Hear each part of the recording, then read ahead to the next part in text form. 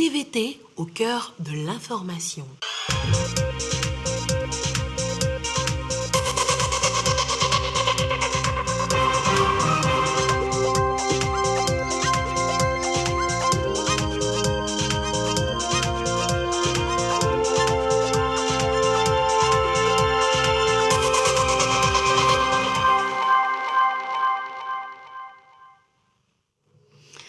Il est l'heure du journal sur la télévision togolaise. Madame, Monsieur, bonsoir et voici les titres de cette édition. Pour la première fois, l'enseignement technique s'ouvre au public au Togo et ceci à travers la Semaine nationale de l'enseignement ouverte officiellement à Sokodé. Les détails à suivre dans ce journal. Les populations du nord du pays peinent à trouver et à acheter du ciment, un véritable casse-tête qui donne lieu à une spéculation.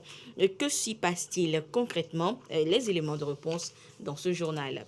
Et puis, comment approvisionner les cantines scolaires au Togo? La question fait débat et a réuni depuis hier les différents acteurs impliqués dans l'approvisionnement donc des cantines scolaires. Les éléments de réponse également dans ce journal. Voilà donc pour les titres et nous débutons avec cette performance du Togo dans la mise en œuvre des réformes.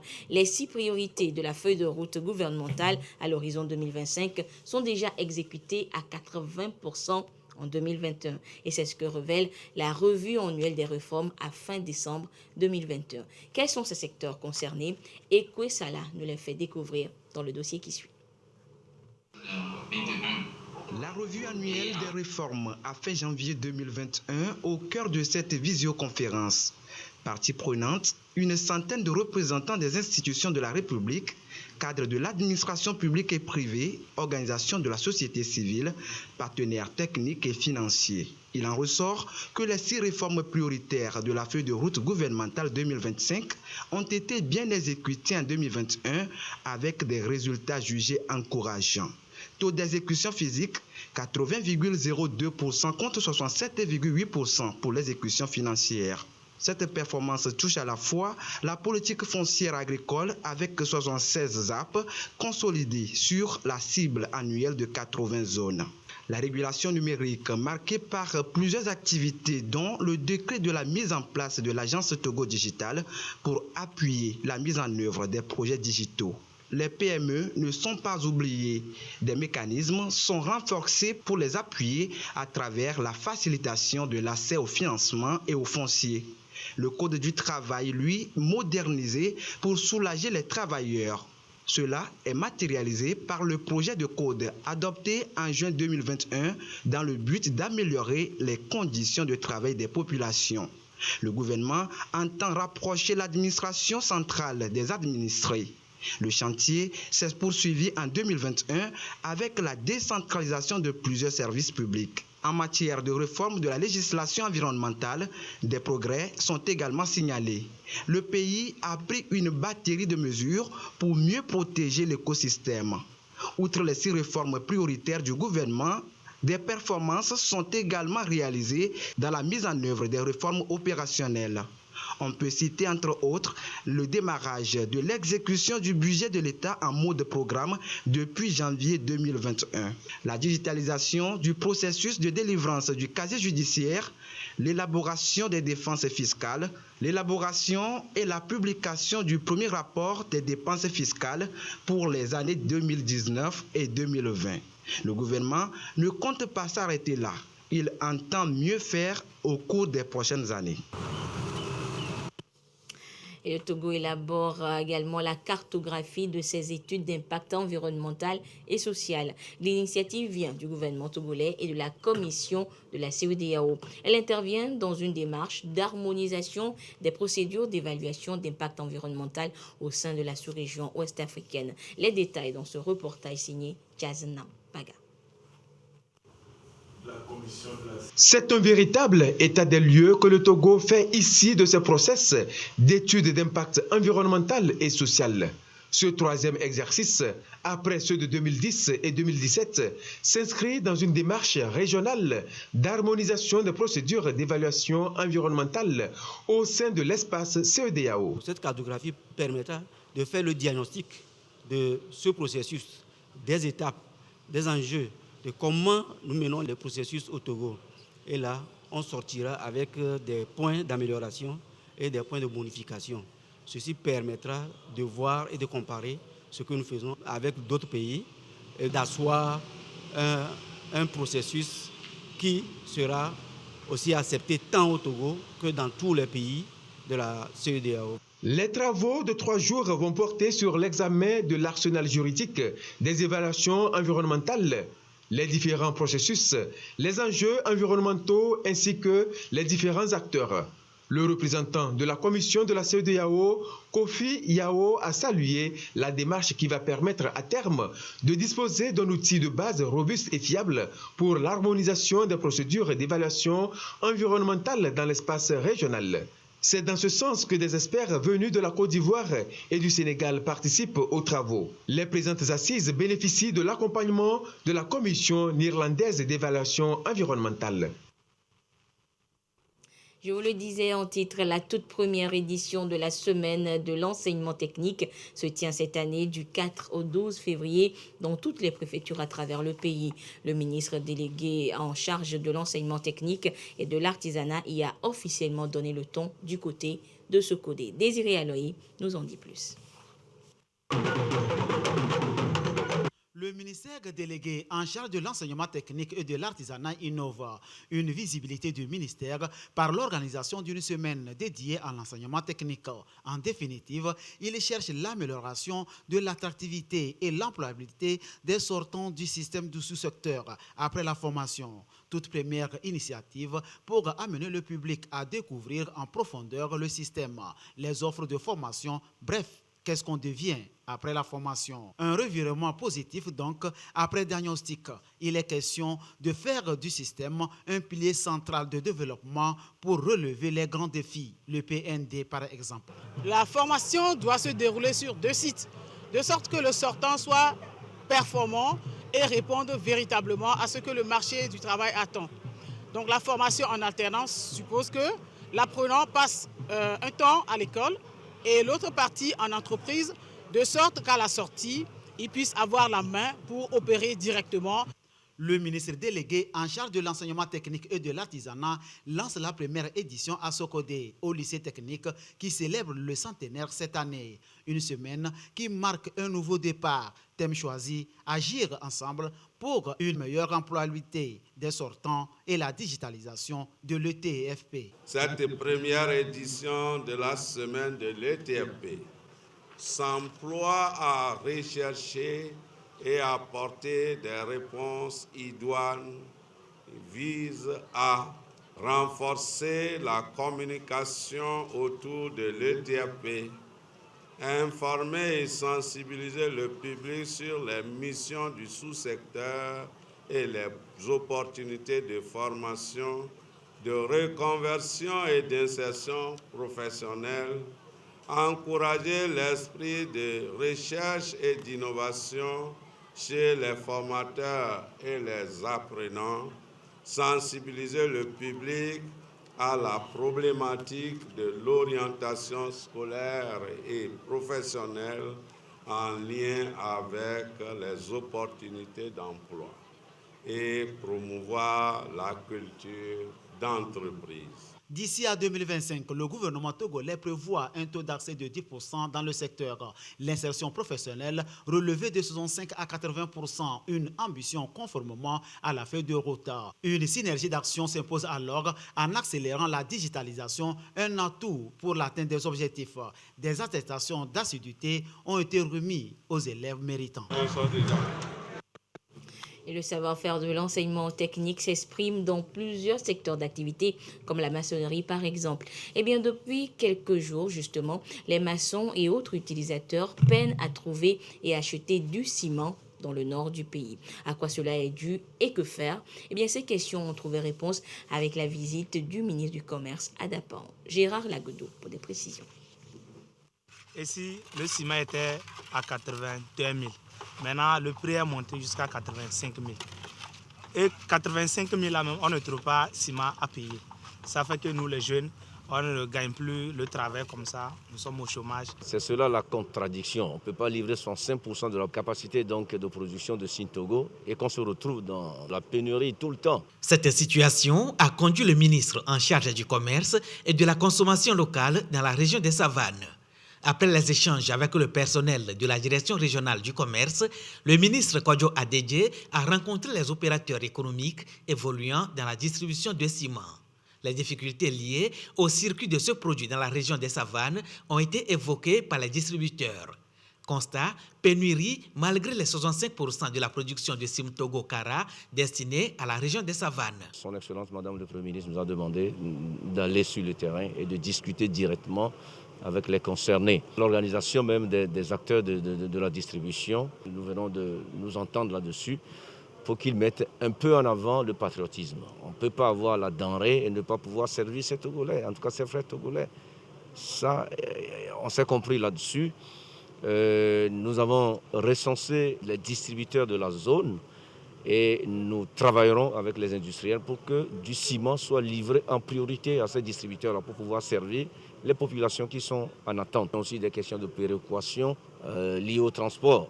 Je crois que cette thématique sera abordée avec Simtogo, les autres acteurs de la production du ciment, pour que globalement nous puissions régler cela. Si on se rend compte que le besoin est là, abondant, nous pouvons même réguler l'exportation du ciment parce qu'on ne peut pas avoir de l'industrie du ciment au Togo et parler de pénurie de ciment. Le ciment doit être disponible, c'est cela la volonté du chef de l'État. Cette visite du ministre en charge du commerce et de la consommation locale constitue un début de solution bien apprécié par les distributeurs. Comme le ministre est venu, ça va droit au cœur que vraiment le gouvernement est en train de penser à nos problèmes. Et on espère que ça va être une fois de bon guéri. Après les échanges, le ministre Kodjo Adedje s'est rendu sur le site qui abritera la direction régionale Savane du ministère en charge du commerce.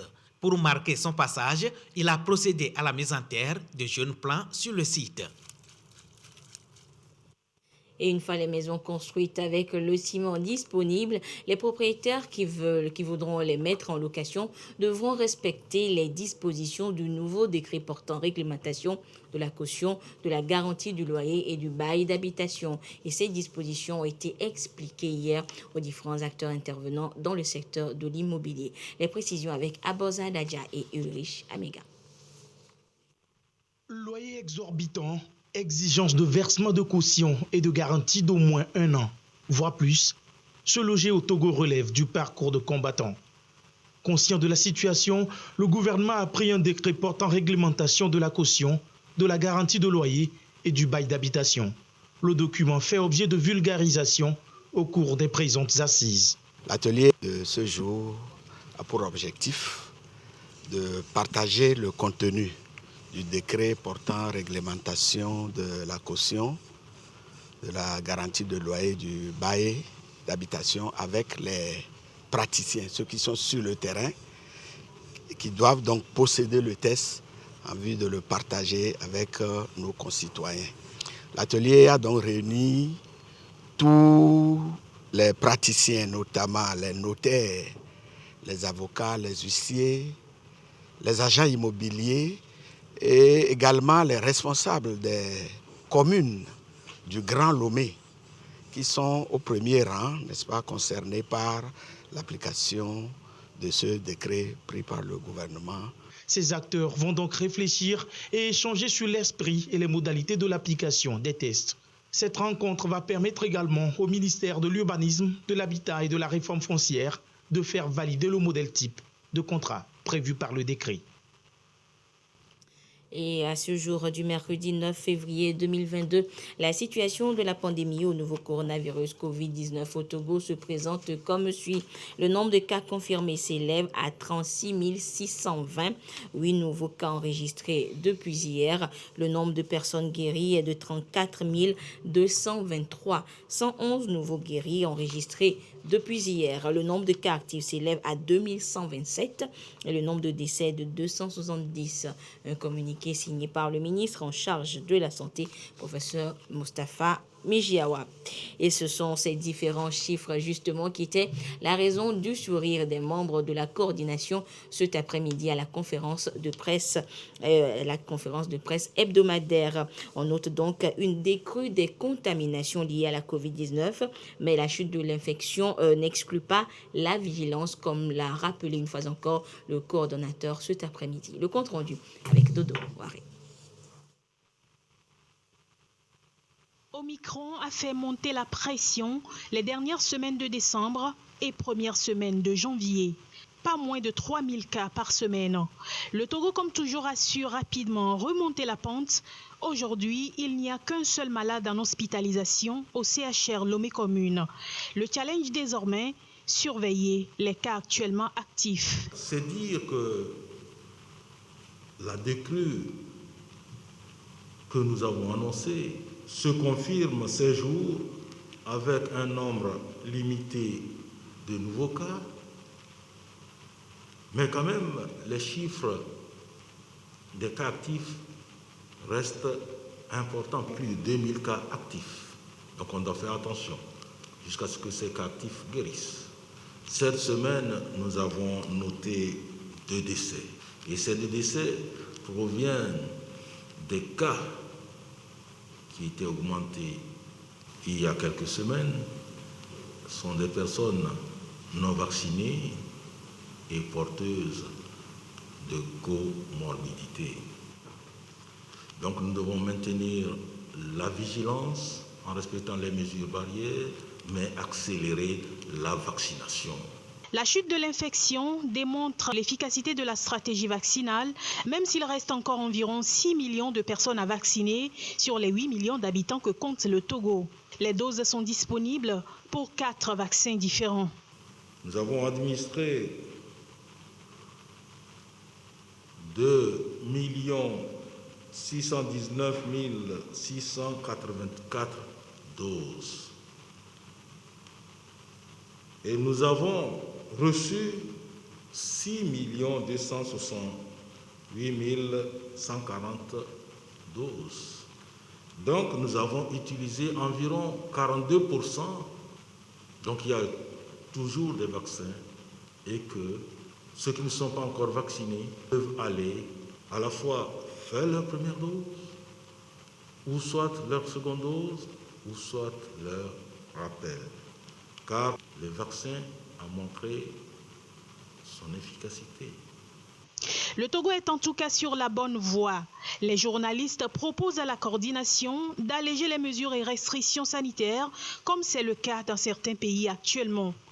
Proposition pas encore envisageable pour la coordination, elle reste encore préoccupée par les cas actifs et les cas contacts. Cette bonne nouvelle à présent finit les longs files d'attente au service de la nationalité togolaise. Désormais, les populations peuvent se faire établir leur duplicata de nationalité dans certaines préfectures à travers le pays. Et c'est grâce à un projet de déconcentration du service de la nationalité pour rapprocher ainsi l'administration des administrés. Et le gouvernement en a décidé ainsi. Illustration à la préfecture d'Aguenivé et à celle de Golfe avec Ulrich Amega. Préfecture d'Aguenivé, bureau de la duplication de la nationalité. Entre ces 4 murs, 2 agents, toutes 2 rompus à la tâche. Somialou, chargé des certificats d'origine. Samier, elle, déployée ici depuis ce matin pour une seule raison. Servir au plus vite les demandeurs de duplicata. Quand une personne arrive premièrement, il achète une quittance. Et selon le nombre qu'il veut, on le multiplie. C'est duplicata. Ça consiste à prendre la quittance et la photocopie de la nationalité. Il peut toutefois donner le nom et la date de naissance. On peut fouiller dans la base avec ce nom et trouver. Et pour pouvoir le faire, on étiquette la quittance, on fait l'entrée de données. Après l'entrée de données, on accepte. On passe à l'impression. Et la personne aurait ses copies demandées. les demandeurs sont maintenant soulagés. Ils peuvent en même temps, quand ils viendront retirer leur certificat d'origine et leur certificat de nationalité, demander immédiatement aussi les duplicata. Une équipe est bien en place ici aussi, à la préfecture du Golfe. Matériel de duplication des certificats de nationalité au point, lecteur de code en main. Alexandrine est à l'œuvre. Ils étaient vraiment contents de cette innovation. À présent, les choses sont numériques. Faire son duplicata ne doit plus être une corvée. Les services de la direction de la nationalité se rapprochent des citoyens. Dans le quartier administratif, c'est toujours saturé. Donc maintenant que c'est décentralisé, ça nous avantage. Donc tu peux aller faire un dépôt et revenir à la maison. Ça nous avantage dans les déplacements, quoi. Tu peux faire le déplacement plus rapidement et tu peux gagner en temps. Rapprocher davantage l'administration des administrés, une volonté qui se matérialise, assurant ainsi la simplification des procédures. Et pour mieux cerner encore une fois donc justement cette procédure de déconcentration des services de la nationalité togolaise. Nous sommes sur ce plateau, donc l'invité du 20h, c'est la directrice du Sceau de la nationalité et de l'identité civile, Madame Koboyo Chamja Patia. Madame la directrice, bonsoir. Bonsoir Madame Anita. Alors Madame, c'est depuis hier donc un communiqué circule sur les médias relatifs donc à l'installation de machines dans les préfectures du Golfe et d'Aguanivé pour la production de duplicata du certificat de nationalité. Alors qu'est-ce qui motive cette initiative du gouvernement? Merci beaucoup à vous Madame Anita. Un grand jour se lève sur la direction de la nationalité. Que le nom de Dieu soit glorifié à jamais. La direction du Sceau de la nationalité et de l'identité civile, par ma modeste voix, témoigne toute sa gratitude à son Excellence, M. Faure Essozimna Gnassingbé, président de la République togolaise, ainsi qu'à son gouvernement, avec à sa tête Madame le Premier ministre. Le mécanisme mis en place participe à un projet de déconcentration de la direction de la nationalité pour une meilleure prise en charge des attentes de nos concitoyens. Il s'agit pour nous de permettre à nos concitoyens d'obtenir plus facilement leur duplicata de certificat de nationalité et à la direction de consacrer plus de temps au traitement des originaux. D'accord. Alors, on comprend bien la motivation de l'initiative du gouvernement, Madame la directrice. Alors, dites-nous, comment se présente alors le projet? Il s'agit de l'installation du matériel de duplication des certificats de nationalité produits à la direction de la nationalité dans 17 localités au total. Ok, d'accord. 17 localités. Quels sont les critères de choix de ces localités? Ces critères portent sur la densité de la population, entre autres, l'éloignement de certaines préfectures, la position stratégique de certaines d'entre elles également. Oui, parce que la question est revenue depuis hier. Pourquoi on a choisi certaines préfectures par rapport à d'autres? Alors, Madame la directrice, on comprend donc que c'est un grand jour qui se lève justement. Mais qu'est-ce qui change qu'est-ce qui change dans la vie des citoyens aujourd'hui? Vous savez, c'est pas facile de voir des citoyens s'agglutiner à la recherche de ce précieux sésame qu'est le certificat de nationalité. Avec cette déconcentration, on ne vivra plus de pareilles choses. Le citoyen ne souffrira plus pour obtenir son duplicata. Le matériel est déjà installé à Lomé. On parle du Grand Lomé. Ça déjà, ça permet à une bonne partie de la population de Lomé de se diriger vers ces nouveaux sites. C'est déjà un soulagement pour la direction et pour les usagers. Cette installation se poursuivra dans un premier temps dans les chefs-lieux de nos régions, à savoir Tchévier pour le compte de la région maritime, Atakpamé pour le compte de la région des plateaux, Sokodé pour le compte de la région centrale, Kara pour le compte de la région de la Kara et Dapaon pour le compte de la région des Savanes. À cela s'ajoute Aného, Vaughan, qui aura à traiter les demandes d'enfoin et de tabligo, Anié, qui constitue un grand centre commercial, qui aura à accueillir les demandes ou à traiter les demandes de Lavagnon, Palimé, qui desservira les préfectures de Pelé, d'Agou, Daï, qui est un peu loin, Oui. Badou, qui desservira Akebou, Blita, qui traitera des dossiers de Sotouboua, Bassar, qui traitera les demandes de Djarbanga, plein de mots, et de Guerinkouka, Mango, qui traitera les demandes d'Oti Sud et de Tanjouaré, et Mandouri, qui est éloigné. Dapan traitera les demandes de Saint-Cancé et de Pendjal Ouest. Voilà. On comprend Mais que c'est sur toute l'étendue du territoire. Pratiquement. Le maillage complet sera également fait d'ici là. D'accord.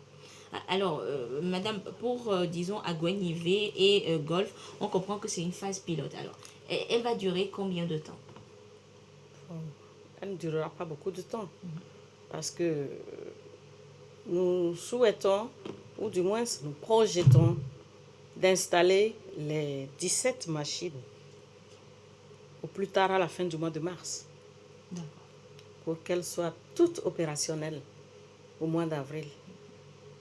Et donc, si on comprend bien, madame la directrice, c'est-à-dire après la phase pilote, dans les préfectures d'Agouenivé et de Golfe, on continue toujours les activités et les autres aussi, dans les autres préfectures également. Oui. D'accord. Oui. Donc, après la phase pilote, le processus ne s'arrête pas. Non, le processus ne s'arrête pas. Mais avant que le processus puisse véritablement continuer, il va falloir qu'on teste le système à Lomé, dans le Grand Lomé. Vous savez, déjà, Golfe et Agouenivé, c'est en dehors de la direction. Il faut qu'on teste alors la performance de ce système, l'efficacité même, hors de la direction. Et c'est cela qui déterminera la poursuite rapide de l'installation de ce matériel dans les autres préfectures ciblées. Voilà. Alors, madame la directrice, peut-être avant de vous laisser repartir, justement, vous avez un appel à lancer à l'endroit des administrés, justement. Il faudrait qu'ils nous aident à tester l'efficacité des machines, surtout dans l'ordre et la discipline. Ouais, c'est important. Voilà. Merci beaucoup, madame la directrice. Je rappelle donc que nous étions avec madame Koboyocham Diakpacha. Elle est la directrice du Sceau de la nationalité et de l'identité civile. Direction maintenant le Nigeria, où les déplacés pour cause de menaces terroristes sont appelés à rentrer chez eux. Et c'est une demande et une recommandation du gouvernement en place. Nous suivons ce reportage. Dans ce camp de déplacés situé à Maïdougouri au nord du Nigeria, c'est le grand déménagement. Ici vivent entre 100 000 et 150 000 personnes, certains de plus près de 10 ans. Mais le gouvernement a établi un plan de fermeture de tous les camps d'ici 2026. Une décision basée sur l'amélioration de la situation sécuritaire dans certaines zones de la région qui est en proie à des djihadistes. Sur les 13 camps que compte Maïdougouri, 7 ont déjà fermé. C'est donc au tour de celui-ci. Si nous revenons, s'il vous plaît, laissez le gouvernement nous permettre de soutenir et de poursuivre nos activités. Nous ne voulons pas être mis en cage parce que nous avons des familles à nourrir. D'ailleurs, nous n'avons même pas peur de ces terroristes. Je suis profondément ravie que nous retournions dans notre maison ancestrale et j'ai prié pour que Dieu, dans sa miséricorde, nous accorde la paix éternelle. La plupart de ces déplacés avaient fui les violences de Boko Haram et même si la situation a évolué au fil des ans, il existe toujours un risque sécuritaire, le groupe djihadiste étant toujours présent dans la région. Il y a aussi un risque humanitaire. Alors pour ceux qui souhaitent rester dans le camp, une aide financière d'environ $240 leur est donnée, une somme que certains des déplacés jugent insuffisante. Et retour en page nationale à Kousountou, des populations ont été également déplacées sur les sites de Kouloumi et de Kousountou, non pas pour cause de menaces terroristes, mais pour des raisons, pour des violences intercommunautaires entre Peuls et autochtones, et juste après le viol et le meurtre d'une jeune femme d'une trentaine d'années. Eh bien, la ministre en charge de l'action sociale a fait le déplacement de Kousountou pour apporter des vivres et des non-vivres à ces populations déplacées. Le compte rendu avec Désiré Aloy. Suite à l'incident malheureux de Kousountou, après viol et meurtre d'une jeune femme de 30 ans, violence qui a fait un disparu, plus de 100 bœufs abattus, des cases brûlées, des blessés et 133 peuls déplacés, parmi eux 161 enfants. Ils sont regroupés sur 2 sites, à Kouloumi et à Kousountou. La ministre en charge de l'action sociale vient les assister avec l'appui de l'Agence nationale de protection civile ANPC au nom du chef de l'État.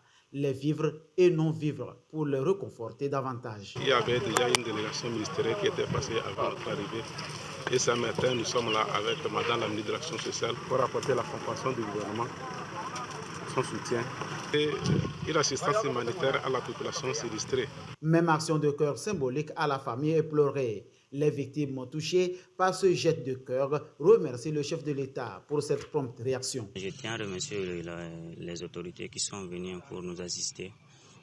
Au début pour nous secouer, après ils nous ont fait des choses pour nous encourager et nous consoler de tout ce qui s'est passé. Prochainement, on fera tout pour éviter tous ces genres de violences. Parce qu'avec ces genres de violences, on a eu beaucoup de dégâts qu'on ne peut pas réparer. Il nous a amené l'aide. Vraiment, nous sommes très très contents avec eux. Mais aussi, Inch'Allah, tous les malfaiteurs qu'on a vus, on va annoncer. Sinon, envers, ils n'ont qu'à inviter des tueries, les bœufs. Inch'Allah, tout ce qu'ils ont vu, ils n'ont qu'à annoncer les forces de l'ordre. Ils vont arranger tout. Madame la ministre a sensibilisé les populations sur les valeurs de paix, la cohésion et le bon vivre ensemble. Elle a rappelé aux uns et aux autres que personne n'a le droit de se faire justice. Et voilà, ainsi se referme cette édition. Merci de votre fidélité à la télévision togolaise. Excellente suite de nos programmes. Au revoir.